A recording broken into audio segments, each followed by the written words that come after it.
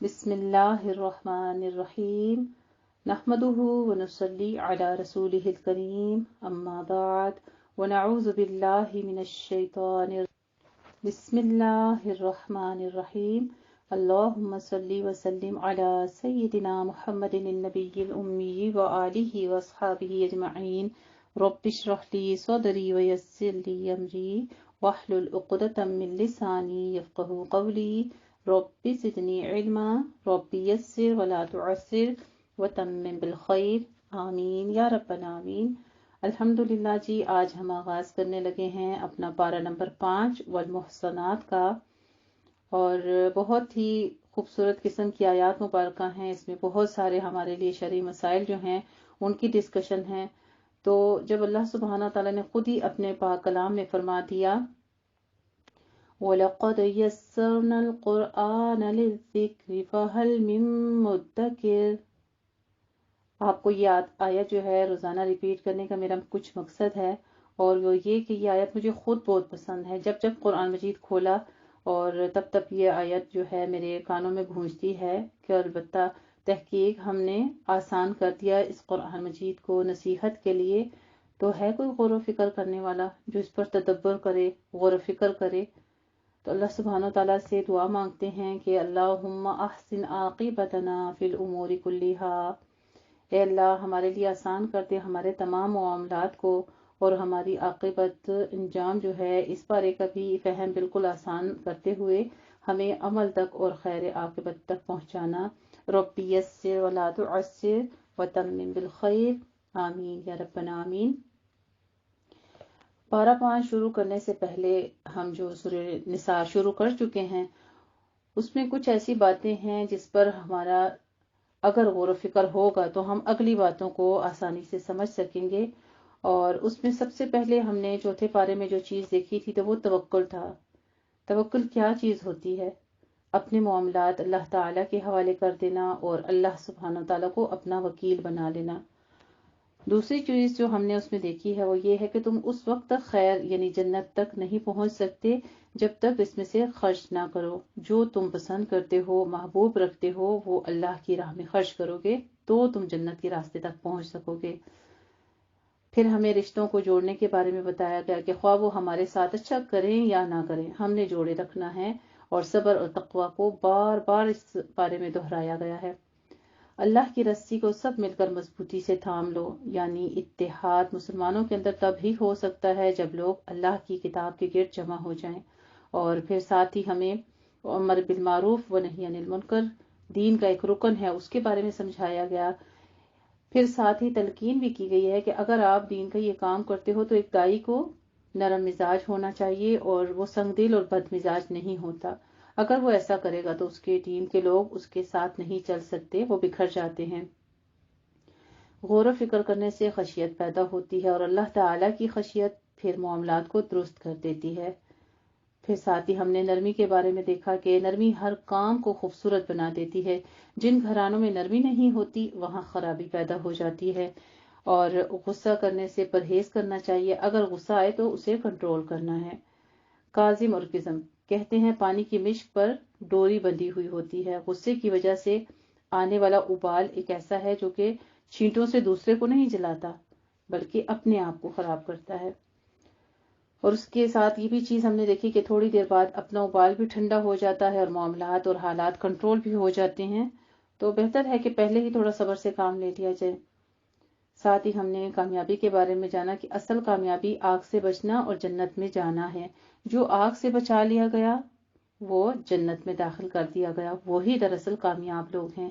کسی کو بھی کچھ دیں تو یہ سوچیں کہ کیا دے رہے ہیں، کس کو دے رہے ہیں۔ انسان دیتا تو بندوں کے ہاتھ میں ہے لیکن اصل میں وہ اللہ تعالیٰ کے پاس چلا جاتا ہے۔ اسی لیے بدلہ بندوں سے واپس نہیں چاہنا بلکہ اللہ تعالیٰ سے امیدیں رکھنی ہیں۔ اس بات کی دعا کرتے رہنا چاہیے کہ اللہ سبحانہ تعالیٰ ہمیں اسلام کی حالت میں فوت کرے، آمین۔ اللہ سے ڈرنے کا مطلب یہ ہے کہ ہر کام میں یہ دیکھا جائے کہ اللہ تعالیٰ دیکھ رہا ہے، نہ کہ لوگوں کا ڈر ہمارے اندر ہو، جو کہ آیات مبارکہ میں نے آپ کو بارہا بار کوٹ کروائی ہیں کہ واللہ بما تعملون خبیر، تعملون بصیر، واللہ علیم بذات الصدور۔ اس طرح کی بہت ساری پارے میں ہم نے آیات مبارکہ پڑھی ہیں۔ رسول اللہ صلی اللہ علیہ وآلہ وسلم نے فرمایا، اللہ تعالیٰ جس کے ساتھ بھلائی کا ارادہ کرتے ہیں اسے دین کی سمجھ عطا کر دیتے ہیں۔ تو یہ دین کا فہم حاصل ہونا، آج ہم سب کا یہ قرآن کو سمجھ کر پڑھنے کے لیے بیٹھنا جو ہے، یہ اللہ سبحانہ تعالیٰ ہمارے ساتھ بھلائی کا ارادہ چاہتے ہیں تو اللہ سبحانہ تعالیٰ نے ہمیں اٹھا کر بٹھا دیا، ورنہ ہم بھی غفلت کی نیند سوئے پڑے ہوتے اس جہان کے بے شمار لوگوں کی طرح۔ یہ اللہ کی بہت بڑی رحمت ہے کہ وہ ہمیں دین سے جوڑتا ہے، کیونکہ دین کی محبت اور عقیدت ایک چیز ہے اور سمجھ بوجھ جو ہے وہ دوسری چیز ہے۔ جو پیدائشی مسلمان ہیں ان کے ماں باپ بھی ان کو دین کا کچھ نہ کچھ تو بتاتے ہی ہیں، دین سے لگاؤ ضرور رکھتے ہیں، لیکن دین کے ساتھ لگاؤ ایک چیز ہے اور دین کی سمجھ بوجھ جو ہے وہ ایک الگ چیز ہے۔ جس کے ساتھ اللہ سبحانہ تعالیٰ بھلائی کا ارادہ کرتے ہیں تو اسے خیر کثیر سے نواز دیتے ہیں اور اسے دین میں سمجھ بوجھ ادا کر دیتے ہیں۔ دین کی سمجھ بہت بڑی نعمت ہے، کیونکہ اس سے یہ زندگی بھی آسان ہو جاتی ہے اور اگلی زندگی بھی آسان ہو جاتی ہے۔ اس کے لیے انسان کو کوشش کرنا پڑتی ہے، محنت کرنی پڑتی ہے، انسان کو علم حاصل کرنے کے لیے اپنے گھر سے نکلنا پڑتا ہے۔ جو شخص علم حاصل کرنے کے لیے نکلے تو اس کے بارے میں حدیث شریف میں آتا ہے، رسول اللہ صلی اللہ علیہ وآلہ وسلم نے فرمایا کہ جو شخص بھی علم کی طلب میں اپنے گھر سے نکلے، فرشتے اس عمل کو پسند کرنے کی وجہ سے اس کے لیے اپنے پر پھیلا دیتے ہیں۔ یعنی علم حاصل کرنے کے لیے نکلنا، علم کی مجلس میں حاضر ہونا بڑی رحمت کا سبب ہے، اور فرشتوں جیسی مخلوق اس کی بنا پر انسان کو وقت دے دیتی ہے اور ان کی توقیر کے لیے ان کے لیے پر پھیلا دیتی ہے۔ اللہ سبحانہ وتعالیٰ نے سورہ مجادلہ میں فرمایا، يَرْفَعِ اللَّهُ الَّذِينَ آمَنُوا مِنكُمْ وَالَّذِينَ أُوتُوا الْعِلْمَ دَرَجَاتٍ۔ اللہ ان لوگوں کو درجوں میں بلند کرے گا جو تم میں سے ایمان لائے اور جنہیں علم عطا کیا گیا۔ سبحان اللہ۔ ایمان میں تو بہت سے لوگ مشترک ہوئے ہیں، لیکن علم کے درجوں میں فرق، اور جوں جوں علم اور ایمان کے درجے بڑھتے ہیں تو انسان اللہ کے قریب ہوتا چلا جاتا ہے۔ اصل عزت انسان کو مال یا دنیا کی کسی اور جاہ و وقار سے نہیں ملتی، بلکہ اللہ کے ہاں عزت کی تقوی جو ہے وہ وجوہات ہوتی ہیں، اور تقوی علم کے ساتھ آتا ہے۔ تقوی کیا چیز ہے؟ تقوی اللہ کا ڈر ہے، اللہ کے ڈر کا نام ہے۔ آپ دیکھیں نا، ہمیں بچپن سے اگر بے شمار باتیں کر کے ڈرایا جائے، نماز کی طرف زبردستی لایا جائے تو کبھی بھی انسان نہیں آتا، لیکن ایک چیز ہے کہ جب انسان کے اندر اللہ کا ڈر ہوتا ہے پھر انسان فوراً، یعنی ڈر کیسے آتا ہے؟ جب آپ کو پتہ ہی نہیں ہے کہ سانپ آپ کو کاٹے گا یا آگ سے آپ نے جل جانا ہے، یا آپ کو ٹیبلٹ کھانے لگتے ہیں اور آپ کو پتا ہے کہ یہ ٹیبلٹ ایکسپائر ہو چکی ہے۔ جب آپ کو اس کا علم ہوتا ہے پھر ہی آپ اس کا نفع نقصان سمجھ جاتے ہیں نا، پھر اس سے مستفید ہوتے ہیں۔ تو یہی بات ہے کہ جب تک آپ کو دین کا علم ہی نہیں ہے، آپ علم حاصل ہی نہیں کرتے، تو پھر آپ کے اندر تقویٰ کیسے آئے گا؟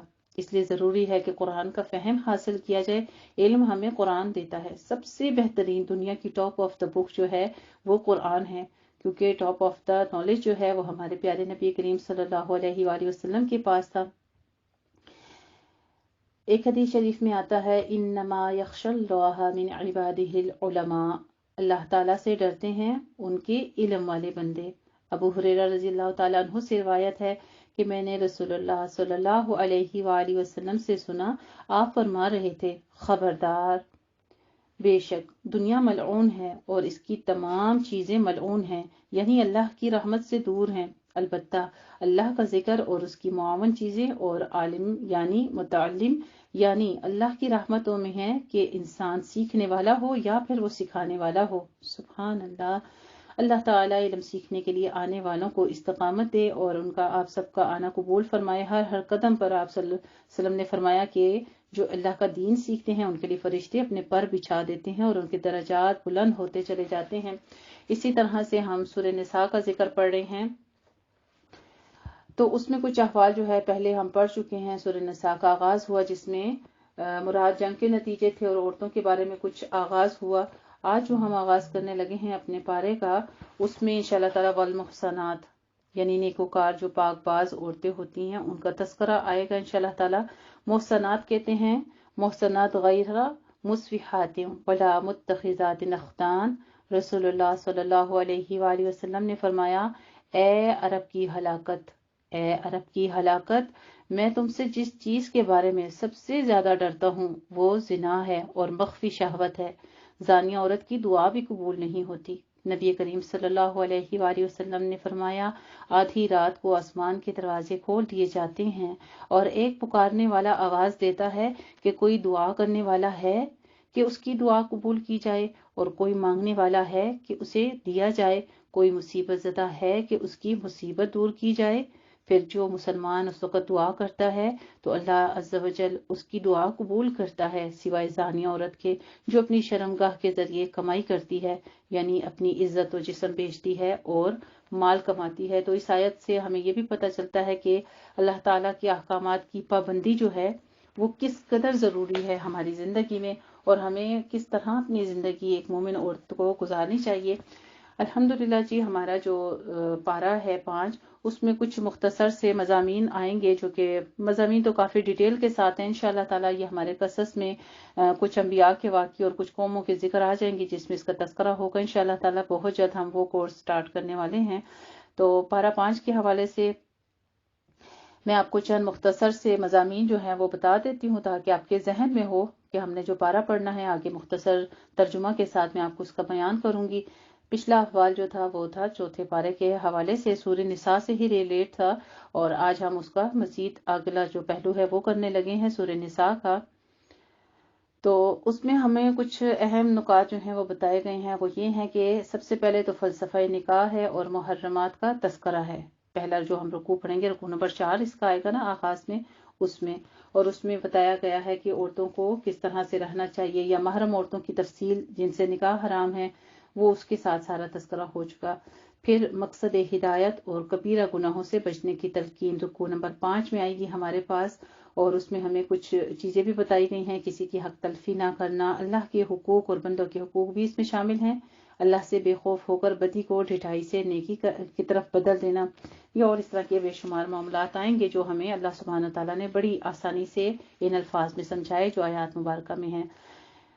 تیسری چیز جو ہم پڑھیں گے اس میں وہ ہے خاندان کی سربراہی، گھریلو معاملات، ادائے حقوق وغیرہ کی تلقین کی جا رہی ہے کہ خاندان جس وحدت کا نام ہے وہ ایک چھوٹی سی ریاست ہوتی ہے، جس طرح ایک ریاست کے قیام و بقا کا انحصار ہے اس کے سربراہ پر، تو اسی طرح خاندان کی نگہداشت اور کفالت کی ذمہ داری بھی اس کے سربراہ پر عائد ہوتی ہے۔ اس کے بعد رکوع نمبر 7 میں ہم پڑھیں گے اقامت الصلاح کے بارے میں، اور اہل کتاب سے خطاب کیا گیا ہے جو کہ آپ صلی اللہ علیہ وآلہ وسلم سے پیچھے بھی سورہ آل عمران میں ہو چکا۔ یہود و نصارہ سے اس کی بہت ساری گمراہیوں کا تذکرہ بھی اور ان کی وضاحت پیش کی جائے گی۔ رکوع نمبر 8 میں ہم پڑھیں گے یہودیوں کی اسلام سے دشمنی اور آخری فیصلے کا حق، کہ ان کو کس طرح سے اجتماعی زندگی کے نظم و فلاح کے لیے سب سے پہلا اصول کیا ہے، وہ یہ ہے کہ جو جس بات کا حقدار ہو اس کے حق کا اعتراف کرو، اور جو جس چیز سے ملنے چاہے گا اس کے حوالے کر دو، یعنی وراثت کے بارے میں کچھ حکم جو ہیں وہ بتائے جائیں گے۔ پھر آگے رکوع نمبر 9 میں ہم پڑھیں گے منافقین کا طرز عمل اور کامل اتباع رسول صلی اللہ علیہ وآلہ وسلم۔ تو اس رکوع میں ہم پڑھیں گے منافقین کے طرز عمل اور ان کی یہودی علماء سے ملی بھگت اور نفاق کا تذکرہ انشاءاللہ تعالی۔ آگے پھر آئے گا ہمارے پاس رکوع نمبر 10 میں اللہ کی راہ میں اور مظلوموں اور بے بسوں کے حق میں جہاد کا حکم۔ تو اس میں ہم جانیں گے کہ یہ آغاز میں یہ رکوع جو ہے منافقین کے اس طرز عمل سے ہو رہا ہے جو جنگ کے معاملے سے تعلق رکھتا ہو۔ ہر جماعت میں کچھ لوگ ایمان اور یقین محکم سے محروم ہوتے ہیں، اور پھر اپنی خواہشات نفسانی کے لیے نہیں بلکہ اللہ کے عدل و انصاف کے لیے قیام کرو جہاد کا۔ پھر ساتھ میں اللہ کی راہ میں جو جہاد کے احکامات ہیں ان کا تذکرہ ہے۔ اور رکوع نمبر 11 میں ہم پڑھیں گے منافقین کی حالت زار اور ایمان کے تقاضے، کہ اسلام سے قبل لوگ قتل و خون ریزی کے عادی تھے، اسلام نے اس کو روکا اور اعمال حسنہ کی تلقین فرمائی۔ اس کی تربیت کے کچھ معاملات پڑھیں گے انشاءاللہ تعالی۔ پھر اس کے بعد ہم رکوع نمبر 12 میں پڑھیں گے مختلف قبائل میں رہنے والے منافق مسلمانوں کے بارے میں کچھ احکامات اللہ سبحانہ وتعالیٰ نے بتائے ہیں۔ یعنی ابتدائی اسلام یعنی مکہ میں کچھ لوگوں نے اسلام کا دم بھرنا شروع کیا تھا، لیکن دل سے وہ قطعاً ہی مخالف تھے، یعنی حضور صلی اللہ علیہ وسلم کے ساتھ منافقت کر رہے تھے۔ ان کے احوال ہمارے پاس آئیں گے۔ پہلے جن منافقوں کا تذکرہ ہو چکا ہے وہ مدینے کے مسلمانوں کے ساتھ ملے جلے رہتے تھے، یہاں جن منافقوں کا ذکر ہے وہ مکہ کا ایک خاص گروہ تھا۔ تو چونکہ یہ لوگ بھی دشمنوں میں سے تھے اور جنگ کی حالت قائم ہو چکی تھی، اس لیے ان کا تذکرہ یہاں پہ آئے گا۔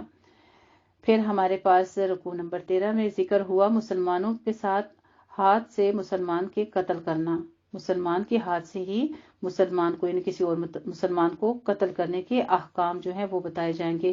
اس میں جنگ کے حالات تھے، اسی لیے اپنے ملک یا قوم سے تو تعلق نہیں رکھتا یا کسی ایسی قوم کا فرد تو نہیں جو مسلمان تو نہیں لیکن مسلمانوں کے ساتھ اس کا صلح اور عہد و پیمان ہو چکا ہو۔ اسی طرح سے کفار کا ذکر ہے بیچ میں۔ رکوع نمبر 14 میں ہم پڑھیں گے اسلامی ریاست کی طرف ہجرت کرنے کا جو حکم بیان ہوا تھا کہ جب دشمنان اسلام کے ظلم و ستم سے عاجز آ کر حضرت نبی کریم صلی اللہ علیہ وآلہ وسلم نے مدینہ کی طرف ہجرت فرمائی تو ملک 2 حصوں میں تقسیم ہو گیا، اور پھر اس کے بعد جو ہے ہجرت کا مدینہ طیبہ کی طرف قرار پانا جو ہے یہ تذکرہ ہمارے پاس آئے گا آیات مبارکہ میں۔ رکوع نمبر 15 میں ہم پڑھیں گے حالات جنگ میں نماز ادا کرنے کا طریقہ، اور سفر کی حالت میں یعنی کہ اس میں ہمارے پاس آئے گی نماز قصر کا بیان۔ نماز قصر کی کچھ آیات ہیں، بڑی واضح آیات ہیں، انشاءاللہ تعالی وہ ہم پڑھیں گے۔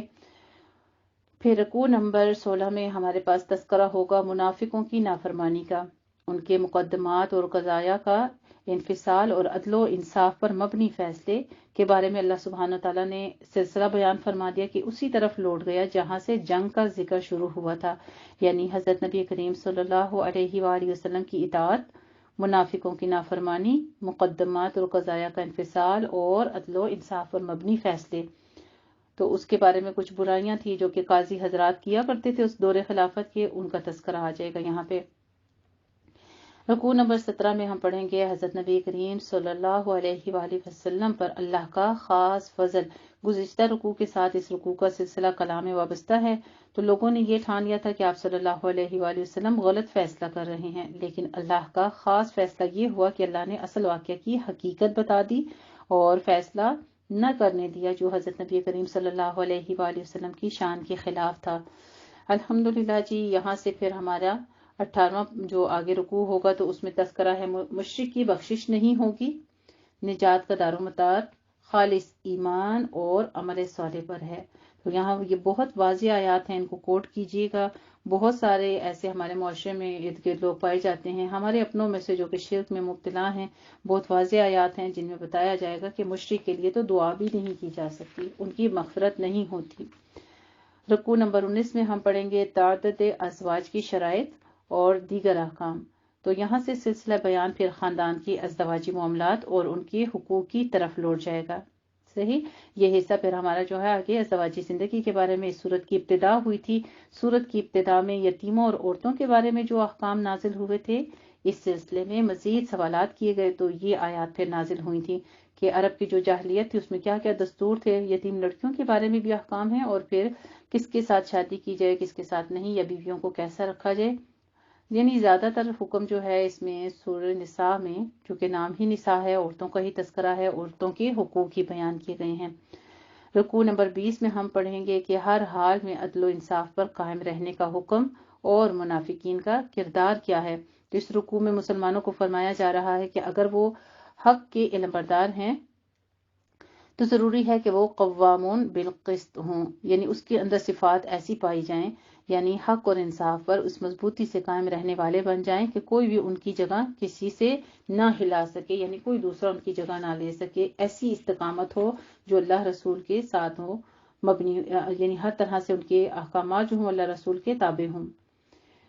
یہ سچائی حضرت نبی کریم صلی اللہ علیہ وآلہ وسلم کی طرف بتائی گئی ہے کہ یہ کامل ایمان والے جو ہوتے ہیں وہی سچے مومن ہیں۔ اور پارے کے اختتام یعنی تکمیل پر رکوع نمبر 21 میں ہم پڑھیں گے منافقین کی مزید نشانیاں اور مسلمانوں کے لیے بلند درجہ اخلاقی تعلیمات دی گئی ہیں۔ اس رکوع کے شروع میں منافقین کی مزید نشانیاں بیان کی گئی ہیں اور منافقین کے کردار کو مزید نمایاں کیا گیا ہے کہ وہ اپنی دانست میں بندے تو ایک طرف اللہ کو بھی دھوکہ دینا چاہتے ہیں، حالانکہ وہ خود اپنے آپ کو دھوکہ دے رہے ہیں۔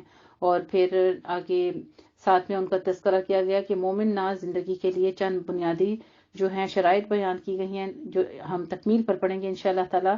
توبہ، اصلاح احوال، اللہ کی رسی کو مضبوطی سے تھامے رکھنا، دین کو خالص اللہ تعالیٰ کے لیے اختیار کرنا، اللہ کا شکر گزار بن کر رہنا اور اللہ کی ذات و صفات اور اس کی قدرتوں، حکمتوں اور فیصلوں پر یقین محکم رکھنا۔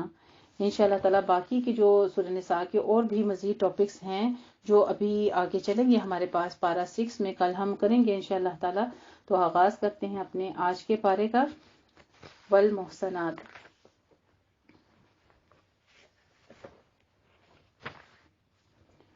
اعوذ باللہ من الشیطان الرجیم، بسم اللہ الرحمن الرحیم۔ والمحصنات من النساء إلا ما ملكت أيمانكم كتاب الله عليكم وأحل لكم ما وراء ذلكم أن تبتغوا بأموالكم محصنين غير مسافحين فما استمتعتم به منهن فآتوهن أجورهن فريدة ولا جناح عليكم فيما تراضيتم به من بعد الفريدة إن الله كان عليما حكيما۔ والمحصنات، یہاں ان عورتوں کا ذکر ہے جو پہلے سے کسی کے نکاح میں ہوں، یعنی نکاح والیاں۔ اس صورت میں ان کا نکاح کسی دوسرے سے نہیں ہو سکتا بشرطیہ کہ پہلا شوہر وفات پا جائے یا طلاق دے دے۔ اگر وہ پہلے سے نکاح میں ہوں اور جنگ میں قید ہو کر قبضے میں آ جائیں تو ان سے نکاح ہو سکتا ہے۔ پھر آگے کچھ احکامات ہیں کہ ان کو کس طرح سے نکاح جائز ہے اور ان کو کتنی مدت تک انتظار کرنا چاہیے۔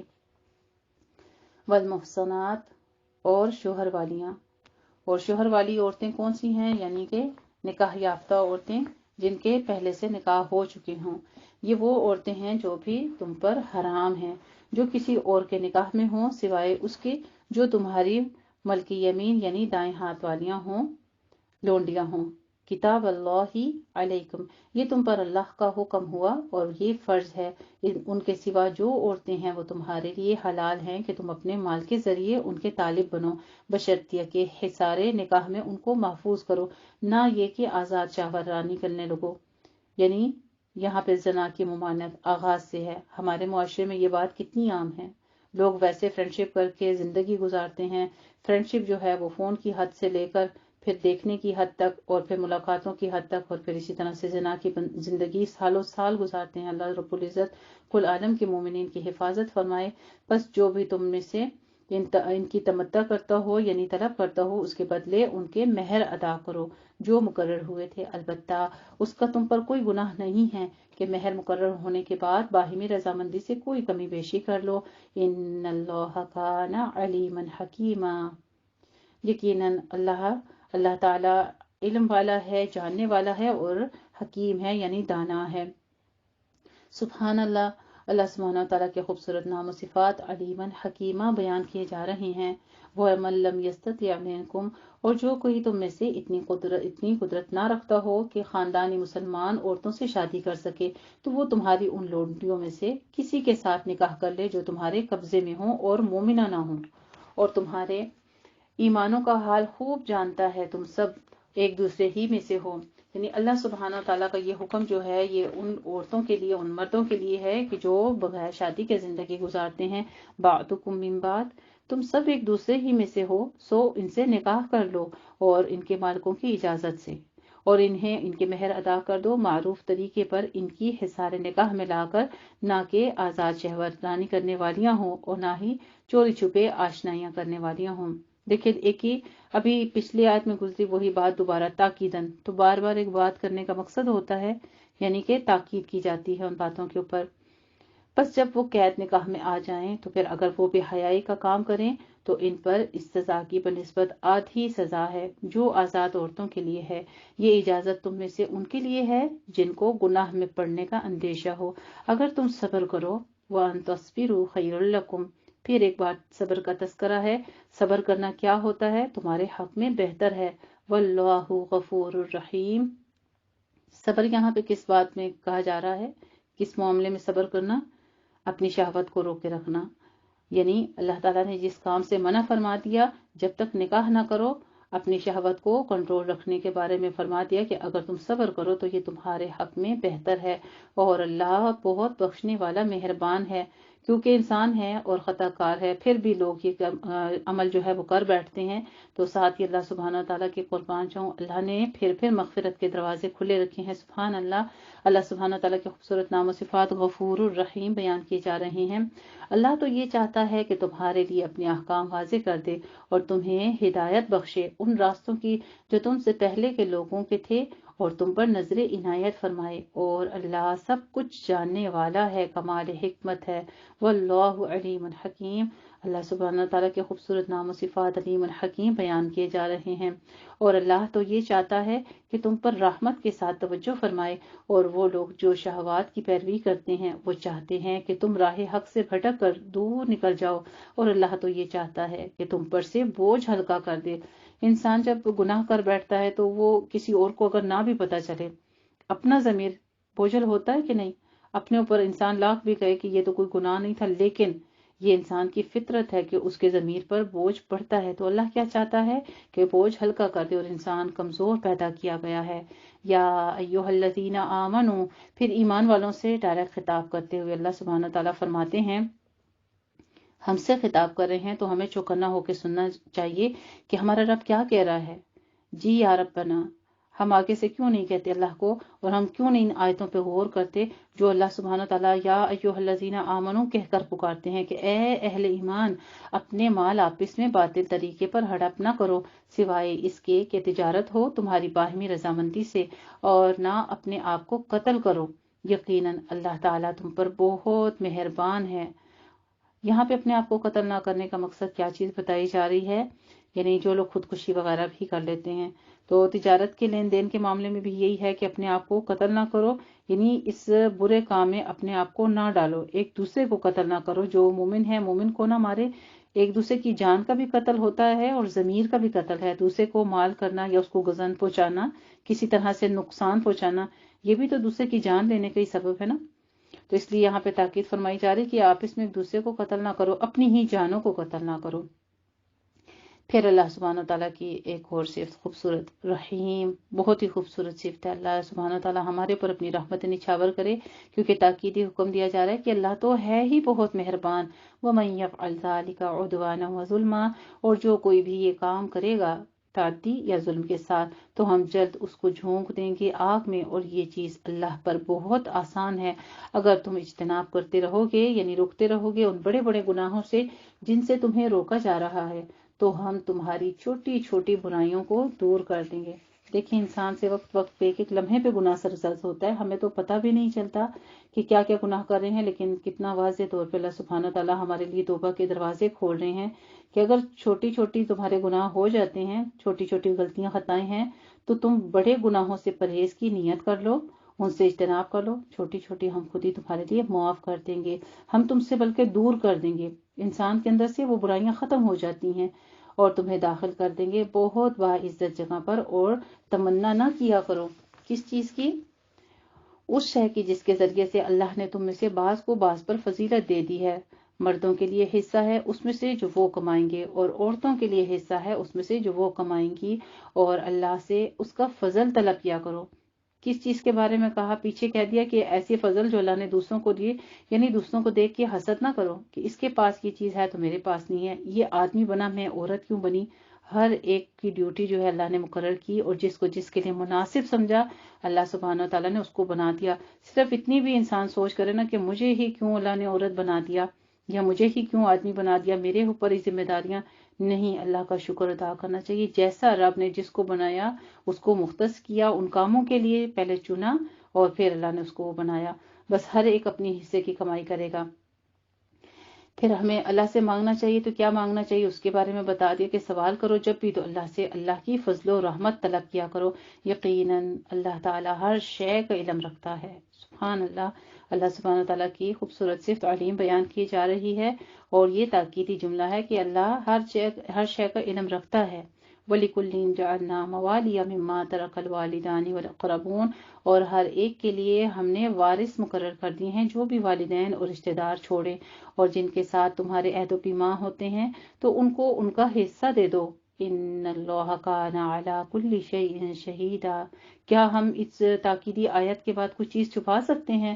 یعنی آپ کے پاس وراثت میں کوئی چیزیں ہیں جو آپ کی ماں نے چھوڑی ہیں، آپ کے بابا نے چھوڑی ہیں، کوئی بھی چیز ہے، ان کے زیور ہیں، ان کا کپڑا ہے، ان کی جائیدادیں ہیں، اور آپ اس کو چھپاؤ تو کبھی چھپا سکتے ہیں؟ کیوں؟ اللہ سبحانہ تعالیٰ کتنی تاکید کے ساتھ کہہ رہے ہیں کہ بے شک اللہ ہر چیز پر گواہ ہے، اللہ کو تو پتہ ہے ہر چیز۔ مرد عورتوں پر حاکم ہیں بسبب اس فضیلت کے جو اللہ نے بعض کو بعض پر دی ہے۔ دھیان دیجیے گا اس آیت کے اوپر، الرجال قوامون، قوامون بنانے کا مقصد کیا ہے؟ برتری فضیلت دی ہے اللہ سبحانہ تعالیٰ نے عورتوں پر مردوں کو، تو جو فضیلت اللہ نے دے دی ہے، عورتیں برابری کیوں کرنے نکل پڑی پھر مردوں کے ساتھ؟ یہ فضیلت اللہ نے ویسے نہیں دی ہے کہ ان کو بڑا کر دیا ہے رتبے میں اس لحاظ سے کہ وہ ان پر مال خرچ کرتے ہیں، وہ ان کے اوپر حاکمیت اس لیے کرتے ہیں کیونکہ وہ ان کی حفاظت کرتے ہیں، اور آدمیوں کے اوپر ڈیوٹیز کے لحاظ سے اللہ نے ان کو فضیلت دی ہے، یعنی ایک درجہ زیادہ کیا، ان کے اوپر فرائض زیادہ عائد کیے ہیں، اور بسبب اس کے کہ جو وہ خرچ کرتے ہیں اپنے مال۔ بس جو نیک بیویاں ہیں وہ اطاعت شعار ہوتی ہیں، غیب میں حفاظت، یعنی شوہروں کی غیر موجودگی میں حفاظت کرنے والیاں ہوتی ہیں اللہ کی حفاظت کے ساتھ۔ یہ مومن عورتوں کی اور جنتی عورتوں کی پہچان بتائی جا رہی ہے۔ اگر آپ ان آیتوں کو اپنے پاس کوٹ کریں گی تو میرا خاص ہے کہ زندگی کے بہت سارے معاملات جو ہیں وہ آسان ہو جائیں گے، اور گھریلو جو معاملات ہیں وہ خوشگوار ہو جائیں گے۔ یہ کچھ تلقین کی جا رہی ہے، مومن عورتوں کی خوبیاں بتائی جا رہی ہیں، ٹھیک ہے۔ واللاتی تخافون، اور وہ خواتین جن کے بارے میں تمہیں سرکشی کا اندیشہ ہو، بس ان کو نصیحت کرو اور ان کو ان کے بستروں میں تنہا چھوڑ دو اور ان کو مارو، پھر اگر وہ تمہاری اطاعت کریں تو ان کے خلاف خواہ زیادتی کی راہ مت تلاش کرو۔ مارو کا مطلب یہاں پہ یہ نہیں ہے کہ ان کو پٹائی کرنا شروع کر دو، لیکن یہ ہے کہ جو شوہروں کی خلاف ورزی کرتی ہیں، یعنی ان کی غیر موجودگی میں کچھ ایسا کام کرتی ہیں جو ان کے ناپسندیدہ ہے، جیسے کہ ہم پڑھیں گے آگے انشاءاللہ تعالیٰ سورہ نور میں احکام آئیں گے کہ شوہروں کی غیر موجودگی میں ان کے بستر پر یا ان کے کمرے میں کسی کو ایسے کو اجازت غیر محرم کو نہیں دینی چاہیے جس کو وہ ناپسند کرتا ہے، اور پھر اور بھی بہت سارے معاملات ہیں انشاءاللہ تعالیٰ وہ پڑھیں گے۔ تو ایسی کنڈیشن میں ہو کہ اگر وہ سرکشی کرنے والی ہیں ان کو مارو۔ مارنے کا مطلب یہ ہے جیسے ایک مسواک ہو گئی یا کوئی ہلکی سی چیز، وہ بھی منہوں پر مارنے سے منع فرمایا گیا، ہلکا سا ٹچ کرنے کو یا ہلکی سی ڈھیلی سی مار کا حکم ہے، اتنا یعنی زوردار مار کا حکم نہیں ہے یہاں پہ، جس سے ہمارے معاشرے میں لوگ مار کے عورتوں کو لہو لہان کر دیتے ہیں اور ان کے اوپر زیادتی ظلم کرتے ہیں صرف کھانا نہ پکانے پر یا لیٹ کھانا یا کوئی بھی کام لیٹ کرنے پر۔ ایسے معاملات نہیں ذکر کیے جا رہے، یہ سرکشی کی بات ہو رہی ہے، ٹھیک ہے۔ تو پھر ساتھ یہ بھی ہے کہ اگر وہ اطاعت کرنے لگ پڑیں تو پھر خواہ مخواہ راہ مت تلاش کیا کرو، کیونکہ آپ صلی اللہ علیہ وسلم نے یہ بھی فرمایا کہ عورتوں کے اندر اگر 100 خوبیاں ہیں اور ایک بات بری لگتی ہے تو اس کے پیچھے مت جاؤ، بلکہ وہ جو تمہارے لیے اتنی اطاعت گزاری کرتی ہے تو ان کی طرف دیکھ لو، تو زندگی آسان ہو جاتی ہے پھر۔ یقیناً اللہ تعالیٰ بہت بلند ہے، بہت بڑا ہے، ان اللہ کان علیٰ کبیرا، سبحان اللہ، اللہ سبحانہ تعالیٰ کی خوبصورت نام و صفات علیٰ کبیرہ بتائی گئی ہیں۔ دیکھ لیجئے سورت تو نساء ہے لیکن حکم سارے آدمیوں کو ہیں، ٹھیک ہے۔ نصیحتیں جو ہیں آدمیوں کو، کیونکہ عورتوں کی اصلاح کے لیے یہ سورت نازل کی گئی ہے، اور عورتوں کو بھی چاہیے کہ پھر اس کو غور سے پڑھیں اور اپنی اصلاح بھی خود کریں۔ یہ نہیں ہے کہ صرف ایک طرف سے آدمیوں کی پکڑ ہوگی ان باتوں میں، ان تمام معاملات میں عورتوں کے جو احکام دیے جا رہے ہیں آدمیوں کو، تو عورتوں کو پہلے سے ہی ان کے اوپر اپنا تاکیدی عمل شروع کر دینا چاہیے تاکہ وہ نوبت ہی نہ آئے۔ آگے دیکھ لیجئے وَإِنْ خِفْتُمْ شِقَاقَ بَيْنِهِمَا فَابْعَثُوا، اور اگر تم کو میاں بیوی کے درمیان افتراق کا اندیشہ ہو تو ایک حکم مرد کے خاندان سے مقرر کر لو اور ایک حکم عورت کے خاندان سے، اگر وہ دونوں اصلاح چاہیں گے تو اللہ تعالیٰ ان کے درمیان موافقت پیدا کر دے گا، یقیناً اللہ تعالیٰ سب کچھ جانتا ہے اور باخبر ہے۔ پھر ایک تاکیدی آیت ہمارے پاس آ رہی ہے کہ اللہ علیمن خبیرہ ہے، سبحان اللہ، اللہ سبحانہ تعالیٰ کے خوبصورت نام و صفات علیمن خبیرہ بیان کیے جا رہے ہیں۔ وَاعْبُدُوا اللَّهَ، اور اللہ ہی کی بندگی کرو اور کسی چیز کو بھی اس کے ساتھ شریک نہ ٹھہراؤ۔ بعض الفاظ میں کہہ دیا کہ کسی بھی چیز کو، اپنے نفس سے لے کر یعنی سب سے پہلی چیز انسان کا نفس ہے نا، بار کے خدا تو ہم بعد میں دیکھتے ہیں، جو پیر فقیر ہو گئے اور یا اللہ ہو گئے جن کی ہم پوجا کرتے ہیں، اللہ کے سوا جا کے ہم ان سے مانگ لیتے ہیں بتوں کی، وہاں پہ ہم دیکھ لیتے ہیں کہ ہم تو بتوں کو نہیں پوج رہے، تو ہم تو شرک نہیں کر رہے، لیکن ہر وہ چیز جس کے آپ کو کھو جانے کا ڈر ہو، جس کے آپ تابع فرما ہیں، ٹھیک ہے، وہی چیز ہمارا معبود ہے۔ اب سب سے پہلے تو نفس ہی آ جاتا ہے۔ اللہ تعالیٰ ہمیں اپنے نفس کے شر سے پناہ دے، تو اللہ ہی کی بندگی کرو اور کسی چیز کو بھی اس کے ساتھ شریک نہ ٹھہراؤ، اور والدین کے ساتھ حسن سلوک کرو، اور قرابت داروں کے ساتھ، اور یتیموں کے ساتھ، اور محتاجوں کے ساتھ، اور قرابت دار ہمسائے اور اجنبی ہمسائے، صرف وہ نہیں جن کو آپ جانتے ہیں، یعنی اجنبی ہمسائے کے ساتھ، اور ہم نشی یعنی دوستوں کے ساتھ، اور مسافر کے ساتھ، اور وہ لونڈی غلام جو تمہارے ملک یمین یعنی تمہاری ملکیت میں ہیں، تمہارے ہاتھ کے لونڈیاں غلام ہیں، ان کے ساتھ بھی نیک سلوک کرو۔ اگر یہ قرآن مجید ہم پڑھ لیں اور یہ آیات مبارکہ ہم پڑھ لیں، اور ہمارے معاشرے میں یہ آیات مبارکہ ہم کوٹ کرتے ہیں، ہم اپنے گھروں میں بتاتے ہیں، تو آج کل کے جو میٹس کے ساتھ اور گھر کے سرونٹس کے ساتھ جو بیہیویئر کیا جاتا ہے، پھر ایسا ہوگا تو یہ بھی ایک معاشرتی نظام ہے جو کہ بہت پیارے انداز میں گھروں کے نظام کو بہتر بنانے کے لیے بیان کیا جا رہا ہے، کیونکہ ان اللہ لا يحب من کان مختالا فخورا، اللہ ناپسند کرتا ہے، تاکیدی آیت ہے کہ اللہ بالکل نہیں پسند کرتا ان لوگوں کو جو شیخی خورے اور اکڑنے والے ہوتے ہیں۔ آج ہمیں ایک اور کیٹیگری اس بارے میں پتہ چلتی ہے، وہ لوگ جن سے اللہ محبت نہیں کرتا، جن سے نفرت کرتا ہے، جن کو پسند نہیں کرتا، وہ کون ہیں؟ بہت شیخیاں مارنے والے، اپنے مال پر اترانے والے اور اکڑنے والے، تکبر کرنے والے، الذین یبخلون، پھر ان کی کچھ آگے صفات بتائی گئی ہیں کہ ان کے اندر یہ بھی اور عیب موجود ہوتے ہیں، وہ کیا کہ جو خود بھی بخل کرتے ہیں اور دوسرے لوگوں کو بھی بخل کا مشورہ دیتے ہیں، اور وہ چھپاتے ہیں اس کو جو اللہ نے انہیں اپنے فضل میں سے دیا ہے، اور ایسے ناشکروں کے لیے ہم نے بڑی اہانت آمیز عذاب تیار کر رکھا ہے۔ اور وہ لوگ بھی اللہ کو ناپسند ہیں جو اپنے مال خرچ کرتے ہیں لوگوں کو دکھانے کے لیے، وہ حقیقت میں ایمان نہیں رکھتے، نہ اللہ پر نہ یوم آخرت پر، یعنی صرف دکھاوے کے لیے، کسی کی ہیلپ اگر کر بھی رہے ہیں تو صرف اور صرف دکھاوے کے لیے۔ آج تو اللہ تعالیٰ معاف فرمائے، میڈیا کے اوپر کتنا عام ہے، آپ دیکھ لیجئے، ایک اگر بوری آٹے کی بھی اٹھا کے کسی کو دیتے ہیں تو اسپیشل پہلے اس مسکین کا مذاق ہے نا یہ بھی، کہ اس کے ساتھ اس کو کھڑا کر کے اس کی تصویر بناتے ہیں، اپنی تصویر بناتے ہیں، اپنی جو ہے وہ پبلسٹی کر رہے ہوتے ہیں، اور اس مسکین کی طرف سے اس کے دل پر کیا گزری ہوگی۔ کاش یہاں پہ جو ذکر کیا جا رہا ہے کہ اللہ کا ڈر نہیں ہوتا ان کے اندر آخرت کا خوف نہیں ہے، وہ اللہ پر ایمان نہیں رکھتے۔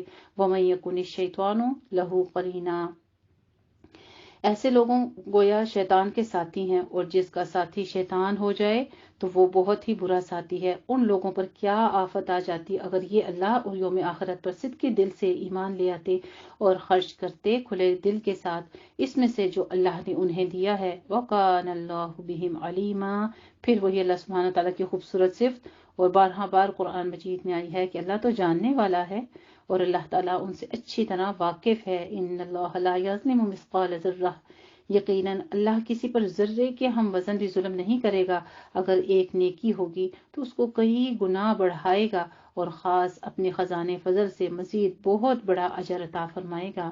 فَكَيْفَ إِذَا جِئْنَا، تو اس دن دیکھ لیجئے کہ اس دنیا کے جتنے بھی معاملات ہیں، اگر انسان اللہ کی رضا کے لیے کرے تو اس دن کیا صورتحال ہوگی، جب ہم ہر امت میں سے ایک گواہ کھڑا کریں گے، اور اے نبی کریم صلی اللہ علیہ وآلہ وسلم، آپ کو لائیں گے ہم ان پر گواہ بنا کر۔ اس دن تمنا کریں گے وہ لوگ جنہوں نے کفر کیا تھا اور رسول کی نافرمانی کی تھی کہ کاش ان کے سمیت زمین برابر کر دی جائے، اور وہ اللہ سے کوئی بات بھی چھپا نہیں سکیں گے۔ یا ایھا الذین آمنو، ایک بار پھر ایمان والوں سے خطاب ہو رہا ہے کہ اے اہل ایمان، نماز کے قریب مت جاؤ۔ بعض لوگ اس آیت کو اتنا ہی کوٹ کرتے ہیں اور کہتے ہیں کہ اللہ نے تو نماز پڑھنے کا حکم نہیں دیا۔ استغفر اللہ العظیم، کیا ہے وہ تو حالت نشے کی بتائی گئی ہے کہ جب تم نشے کی حالت میں ہو، یہاں تک کہ تمہیں معلوم ہو جائے کہ جو کچھ تم کہہ رہے ہو، اور اسی طرح جنابت کی حالت میں بھی منع ہے، نماز کے قریب مت جاؤ جب تک غسل نہ کر لو، علایا کے راستے سے گزرتے ہوئے، اور اگر تم بیمار ہو یا سفر میں ہو، یا تم میں سے کوئی قضاء حاجت کے بعد آیا ہو، تم نے اپنی عورتوں کے ساتھ مباشرت کی ہو، یا پھر تم پانی نہ پاؤ، تو پھر پاک مٹی کا قصد کرو۔ یہاں پہ تیمم کے جو احکام ہے وہ بتائے جا رہے ہیں کہ یعنی ایک تو جنابت کی حالت بتائی گئی ہے کہ وہاں پہ مسجد میں سے نہ گزرو اور نماز مت پڑھو۔ ہاں اگر بعض لوگ ایسے ہوتے ہیں کہ جن کا مسجد میں سے گزر کے، ایک طرف اس کا گھر ہے دوسری طرف مسجد ہے، درمیان میں سے مسجد میں سے گزر کے اس کا راستہ آتا ہے، پھر ایسی کنڈیشن میں وہ گزر سکتا ہے۔ اور پھر ساتھ میں نشے کی حالت کا بیان کر دیا، کیونکہ ایک صحابی تھے جنہوں نے ایسی حالت میں آیات مبارکہ پڑھی، تو کچھ آیات مبارکہ جو تھیں وہ ان سے آگے پیچھے ہوئی، اس لیے حکم ہو گیا تھا اس کے بعد مکمل طور پہ کہ آدمی کو ایسی حالت میں نماز نہیں پڑھنی چاہیے۔ پھر آگے ہمیں جو ہے یہاں پہ کچھ احکامات جو ہیں تیمم کے بتائے جا رہے ہیں آیت نمبر 43 میں، کہ اگر تم نے اپنی بیویوں سے مباشرت کی ہو یا احتلام وغیرہ کی شکل ہو گئی ہو تو تب بھی تم نماز کے قریب مت جاؤ جب تک کہ غسل نہ کر لو، الا عابری سبیل کے بارے میں بہت سے اقوال ہیں، اور یہاں پہ حالت جنابت میں مسجد میں نہ جانا چاہیے، اس کے بارے میں تلقین کی جا رہی ہے۔ یعنی وہ تمام صورتیں جن میں غسل یا وضو واجب ہے، ان میں اگر بیماری غسل سے مانع ہو، حالت سفر میں نہانا ممکن نہ ہو، یا قضاء حاجت یا عورتوں سے مباشرت کے بعد پانی دستیاب نہ ہو، تو پاک مٹی سے تیمم کر لیا جائے۔ حضرت عائشہ صدیقہ رضی اللہ تعالی عنہا سے لیلۃ القدر کی جو دعا مروی ہے اس میں یہی لفظ آیا ہے، اللہم انک عفو تحب العفو فاعف عنی، اے اللہ تو معاف فرمانے والا ہے، معافی کو پسند کرتا ہے، پس تو مجھے معاف کر دے۔ تو یہاں پہ تیمم کا جو ذکر ہے، پھر آگے طریقہ بھی انشاءاللہ تعالیٰ اس کا آئے گا۔ تیمم کیا کرو، پاک مٹی کے ساتھ قصد کر لو کس کا، اور اس سے اپنے چہروں اور اپنے ہاتھوں پر مسح کر لو، یہ فل آپ کا جسم پاک ہو جائے گا۔ پھر اس میں شک نہیں کرنا ہے کہ اب جنابت کی حالت میں ہے یا احتلام ہو چکا ہے یا کچھ اور قضاء حاجت وغیرہ کی ہے اور اب پانی موجود نہیں ہے تو ہم کیا کریں، ہم نماز ہی نہیں پڑھتے، چلو اب ہمارے اوپر تو غسل فرض ہے نہیں۔ پھر کیا کرو، پاک مٹی یعنی گیلی مٹی ہو اس کے اوپر آپ دونوں ہاتھ پھیر لیں اپنے، اس ہاتھوں کو لگا کے تھوڑی سی گیلی مٹی لگے گی، ہاتھوں کو جھاڑ لینا ہے 3 بار، اور پھر اپنے چہروں پر پھیر لینا ہے اور اپنے ہاتھوں پر یعنی ہاتھ کی الٹی سائڈ پر ایک بار مسح کر لینا، ٹھیک ہے۔ یہ تیمم ہو جاتا ہے اور مکمل طور پہ انسان پاک ہو جاتا ہے یقیناً۔ اللہ تعالیٰ بہت معاف کرنے والا ہے، بخشنے والا ہے۔ پھر ایک تاکیدی آیت آ رہی ہے ہمارے پاس، ان اللہ کان عفوا غفورا، اللہ سبحانہ تعالیٰ کے خوبصورت نام و صفات عفوا غفورا بیان کی جا رہی ہیں۔ کیا تم نے دیکھا نہیں ان لوگوں کو جنہیں کتاب میں سے ایک حصہ دیا گیا تھا، وہ گمراہی خریدتے ہیں اور چاہتے ہیں کہ تم بھی گمراہ ہو جاؤ، اللہ تمہارے دشمنوں سے بھی خوب واقف ہے، اور اللہ تعالیٰ کافی ہے تمہارے ولی اور پشت پناہ ہونے کی حیثیت سے، وکفیٰ باللہ ولیٰ وکفیٰ باللہ نصیرا، اور وہ کافی ہے تمہارے مددگار ہونے کے اعتبار سے۔ ان یہودیوں میں سے کچھ لوگ ہیں جو کلام کو اس کے اصل مقام و محل سے پھیر دیتے ہیں، وہ کہتے ہیں کہ ہم نے سنا اور ہم نے نہیں مانا، اور کہتے ہیں سنیے نہ سنا جائے، اور کہتے ہیں راعنا، یہ اپنی زبانوں کو موڑ کر اور دین میں طعن کرنے کے لیے، اور اگر وہ یہ کہتے کہ ہم نے سنا اور ہم نے اطاعت قبول کر لی اور آپ ہماری بات سن لیجئے اور ذرا ہمیں مہلت دیجئے، تو یہ ان کے حق میں بہتر، کہیں زیادہ بہتر ہوتا اور بہت درست اور سیدھی بات ہوتی، لیکن اللہ نے تو ان کے کفر کی وجہ سے ان پر لعنت کر دی ہے، تو اب وہ ایمان لانے والے نہیں ہیں مگر شاذ و نادر ہی، یعنی تھوڑے سے ہی ان میں سے۔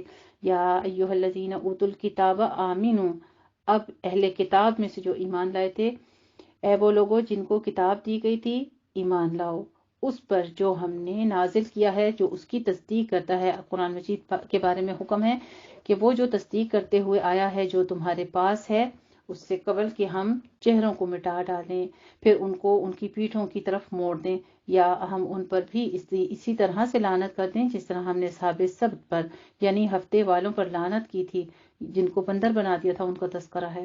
اور اللہ تعالیٰ کا حکم تو نافذ ہو کر رہنے والا ہے، ان اللہ لا یغفر ان یشرک بہ ویغفر ما دون ذلک لمن یشاء، اور یقیناً اللہ اس بات کو ہرگز نہیں بخشے گا کہ تم اس کے ساتھ شرک کرو، اللہ کے ساتھ شرک کیا جائے یہ اللہ کو پسند ہی نہیں ہے۔ دوسری بار یہ آیت آ رہی ہے، شرک کی نفی کی جا رہی ہے اور سخت اس سے ممانعت کی جا رہی ہے، اور اس سے کم تر جو کچھ ہے وہ جس کے لیے چاہے گا وہ بخش دے گا، اور جو اللہ تعالیٰ کے ساتھ شرک کرتا ہے تو اس نے بہت بڑے گناہ کا افتراء کیا، یعنی جھوٹ باندھ لیا۔ الم تر الی الذی یزکون انفسہم، کیا تم نے دیکھا نہیں ان لوگوں کو جو اپنے آپ کو بڑا پاکیزہ ٹھہراتے ہیں، بلکہ اللہ تعالیٰ ہی ہے جو پاک کرتا ہے جس کو وہ چاہتا ہے، اور ان پر ذرا بھی ظلم نہیں کیا جائے گا۔ دیکھو یہ لوگ اللہ پر کیسے جھوٹ باندھ رہے ہیں، اور سری گناہ ہونے کے لیے تو یہی کافی ہے، یعنی کہ وہ شرک کرنا جو ہے یہ اللہ پر جھوٹ باندھنا ہے کہ اللہ کے سوا کوئی اور بھی کچھ دے سکتا ہے، اللہ کے سوا کوئی اور بھی ہماری مدد کر سکتا ہے۔ اللہ سبحانہ تعالیٰ سوال کرتے ہیں انظر کیف یفترون علی اللہ الکذب، کیسے دیکھو جھوٹ بول رہے ہیں، کیا تم نے دیکھا نہیں ان لوگوں کو جنہیں کتاب میں سے ایک حصہ دیا گیا تھا اور وہ ایمان لاتے تھے بتوں پر اور شیطان پر، اور کہتے ہیں ان لوگوں کے متعلق جنہوں نے کفر کیا یعنی مشرکین کے، ان اہل ایمان سے زیادہ ہدایت پر تو یہ وہ لوگ ہیں جن پر اللہ نے لعنت فرما دی ہے۔ شرک کرنے کا انجام دیکھیے، آج کسی کو سمجھاؤ آپ تو وہ آپ کو کبھی وہابی بنا دیں گے، کبھی آپ کو کچھ اور بنا دیں گے، کبھی آپ کو پتہ نہیں کیا کیا الفاظ کہتے ہیں، اللہ سبحانہ تعالیٰ معاف فرمائے، مجھے تو خیر ان فرقوں کا علم بھی نہیں ہے کہ کیا کیا ہوتے ہیں یہ سارے، لیکن یہ ہے کہ اللہ نے جب قرآن میں کہہ دیا کہ اولئک الذین لعنہم اللہ، اللہ نے لعنت کر دی ہے اس کے ساتھ شریک کرنے والوں پر، تو پھر ہمیں بچنا چاہیے نا، اور جس پر اللہ لعنت کر دے پھر تم اس کے لیے کوئی مددگار نہیں پاؤ گے۔ کیا ان کا کوئی حصہ ہے اقتدار میں؟ اگر ایسا کہیں ہوتا تو یہ دوسرے لوگوں کو تل کے برابر بھی کوئی شے دینے کو تیار نہ ہوتے۔ کیا یہ حسد کر رہے ہیں لوگوں سے اس پر کہ جو اللہ نے ان کو اپنے فضل سے عطا کر دیا ہے؟ تو ہم نے آل ابراہیم علیہ السلام کو کتاب اور حکمت عطا فرمائی اور انہیں بہت بڑی حکومتیں بھی دیں، بس ان میں سے وہ بھی ہیں جو اس پر ایمان لے آئے ہیں اور وہ بھی ہیں جو اس سے رک گئے ہیں، اور ایسے لوگوں کے لیے تو جہنم کی بھڑکتی ہوئی آگ ہے۔ یقیناً جو لوگ ہماری آیات کا کفر کریں گے ایک وقت آئے گا کہ ہم انہیں آگ میں جھونک دیں گے، اور جب بھی ان کی کھالیں جل جائیں گی ہم ان کو دوسری کھالیں بدل کر دیں گے تاکہ وہ عذاب کا مزہ چکھتے رہیں۔ اب مزہ چکھنا کیا ہوتا ہے؟ کبھی سوچا ہے؟ کسی چیز کو ہم جب ٹیسٹ کرتے ہیں زبان کو لگتا ہے تو پھر ہم کھانے کو بھی دل کرتا ہے، تو یہ ٹیسٹ لگنا ہی کیا ہے، عذاب کا ایسا مزہ لگے گا کہ پھر ان کے جسم جو ہیں وہ جھلس جائیں گے۔ ان اللہ کان عزیزا حکیما، بے شک اللہ تعالیٰ زبردست ہے، حکمت والا ہے۔ سبحان اللہ، اللہ سبحانہ تعالیٰ کے خوبصورت نام و صفات عزیز الحکیمہ بیان کیے جا رہے ہیں۔ الحمدللہ جی، پارہ ہمارا 56 آیت پر سورہ نساء ربع پارہ مکمل ہوتا ہے، لیکن میں یہ رکوع مکمل کرنا چاہوں گی، آیت نمبر 59 پر ہمارا رکوع مکمل ہو رہا ہے تاکہ رکوع کا تسلسل قائم رہے۔ والذین آمنوا وعملوا الصالحات، اور وہ لوگ جو ایمان لائے اور انہوں نے نیک عمل کیے، عنقریب انہیں ہم داخل کریں گے ان باغات میں جن کے دامن میں ندیاں بہتی ہوں گی، وہ رہیں گے ان میں ہمیشہ ہمیشہ، ان کے لیے اس میں ہوں گی بڑی پاک باز بیویاں، اور ہم انہیں داخل کریں گے گھنی چھاؤں میں۔ اور اللہ تمہیں حکم دیتا ہے کہ امانتیں اہل امانت کے سپرد کر دو، اور جب لوگوں کے درمیان فیصلہ کرو تو عدل کے ساتھ فیصلہ کرو۔ یقیناً یہ بہت ہی اچھی نصیحتیں ہیں جو اللہ تعالیٰ تمہیں کر رہا ہے، یقیناً اللہ تعالیٰ سب کچھ سننے والا ہے، دیکھنے والا ہے۔ سبحان اللہ۔ ایک اور تاکیدی آیت ہمارے پاس آ گئی، ان اللہ کان سمیعا بصیرا، اللہ سبحانہ تعالیٰ کی خوبصورت نام و صفات سمیعا بصیرا کہ وہ سننے والا بھی ہے اور وہ دیکھنے والا بھی ہے۔ ان تمام آیات کو دیکھ کے، ان کو پڑھ کے، کبھی کبھی انسان کے دل میں یہ بھی بات آتی ہے کہ اللہ کے بھی کان ہیں جو اللہ سنتا ہے، اللہ کی بھی آنکھیں ہیں، لیکن کبھی اس طرف سوچ، صرف یہ بات ہی ہمارے سامنے آتی ہے، بس ہمارا غیب پر ایمان ہے کہ ہمارا رب ازل سے ہے اور ابد تک ہے، وہ سب کچھ دیکھ رہا ہے، اور یہی ہمارا ایمان غیب کے اوپر، بس ہمارے لیے یہ نہیں ہے کہ ہم اس سے مزید اپنی عقل کو لے کر جائیں کہ اللہ کیسا ہے۔ یہ ثبوت قرآن مجید سے ہمیں ملتا ہے کہ اللہ سنتا بھی ہے اور دیکھتا بھی ہے۔ باقی رب العزت قیامت کے دن جب اپنا دیدار نصیب کریں گے تو ہم دیکھ لیں گے کہ ہمارا رب کیسا ہے۔ اللہ رب العزت سے دعا کرتی ہوں میرے سمیت اس وقت جتنی بہنیں اس وقت بیٹھی ہیں اس محفل میں، اللہ کا قرآن پڑھ رہی ہیں، اللہ سبحانہ تعالیٰ ہمیں سن بھی رہے ہیں، ہمیں دیکھ بھی رہے ہیں، ہماری خالص نیتوں کو وہ اللہ تعالیٰ قلب کی کیفیت کو بھی دیکھ رہے ہیں، انہی نیتوں اور انہی خلوص کو دیکھتے اللہ رب العزت ہمیں دنیا میں بھی اپنا کر رکھے اور آخرت میں بھی اپنا خوبصورت دیدار نصیب فرما دے، آمین یا ربنا آمین۔ آخری آیت اس رکوع کی مکمل ہوتی ہے پھر ایمان والوں کے تذکرے کے ساتھ، یا ایھا الذین آمنو، اے اہل ایمان، اطاعت کرو اللہ کی اور اطاعت کرو رسول کی، اور اپنے میں سے اولو الامر کی بھی اطاعت کرو، یعنی جو تمہیں حکم دیتا ہے نیکی کی، تمہارے اوپر سربراہ بنائے گئے ہیں، حکمران بنائے گئے ہیں، جیسے ہمارے لیے تو ہمارے علماء ہی ہیں، ہمارے اساتذہ ہیں، اسی طرح سے جو عالم جو اللہ تعالیٰ کے حکموں کی پیروی کرتے ہوں ہمارے لیے اس کی اطاعت بھی جو ہے یہ اللہ کا حکم ہے۔ پھر اگر تمہارے درمیان کسی معاملے میں اختلاف راہ ہو جائے تو اسے لوٹا دو اللہ اور رسول کی طرف، اگر تم واقعتاً اللہ پر اور یوم آخرت پر ایمان رکھتے ہو۔ یہی طریقہ بہتر ہے اور نتائج کے اعتبار سے بھی بہت مفید ہے۔ الحمدللہ رب العالمین۔ یہ ہمارا پارہ 5 پہلا ربع مکمل ہوتا ہے سورہ نساء آیت نمبر 59 پہ۔ جزاکم اللہ حسن الجزا۔